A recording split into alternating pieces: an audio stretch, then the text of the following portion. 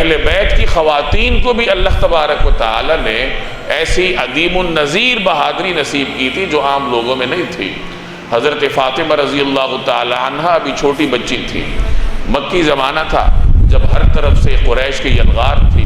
وہ دین کا راستہ روکنے کے لیے ہر قسم کا تشدد کرنے پر آمادہ تھے، نہ کوئی قرابت دیکھ رہے تھے، نہ کوئی حیا کو دیکھتے تھے، نہ کوئی لحاظ کرتے تھے، ہر حد تک جانے کو تیار تھے۔ ایک مرتبہ نبی کریم صلی اللہ علیہ وسلم حرم شریف میں نماز پڑھ رہے تھے،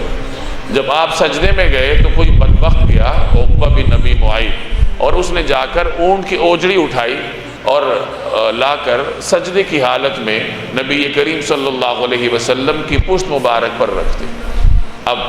اس اوجڑی کی وجہ سے آپ صلی اللہ علیہ وسلم کے لیے سجدے سے سر اٹھانا مشکل ہو گیا،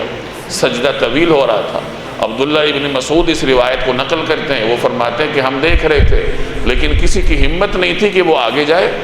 کیونکہ قریش کے سردار بیٹھے ہوئے تھے اور وہ سارے خونخوار درندے تھے، کچھ بھی کر سکتے تھے۔ تو حضرت فاطمہ کو کسی نے گھر میں جا کر خبر، وہ چھوٹی سی بچی تھی، نبوت کا ابتدائی زمانہ تھا، تو اسی بچپنے کے عالم میں وہ تھی، اور جب انہیں خبر ملی کہ میرے عظیم المرتبت والد کے ساتھ قریش نے یہ سلوک کیا ہے، تو گھر سے بھاگی ہوئی آئیں،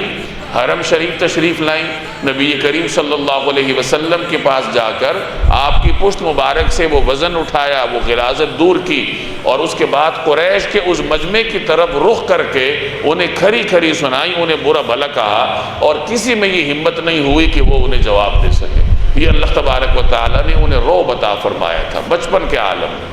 احد کے میدان میں جب خبر ملی کہ مسلمانوں کو اس طریقے سے نقصانات ہوئے ہیں، تو مدینہ سے خواتین بھی میدان میں آ گئیں، تو ان میں آنے والوں میں سر فہرست سیدہ فاطمہ رضی اللہ تعالی عنہ تھی، جو فوری طور پر آئیں اور انہوں نے آ کر پھر نبی کریم صلی اللہ علیہ وسلم کے جسم مبارک پر جو زخم لگے تھے ان کا علاج کرنا شروع کر دیا۔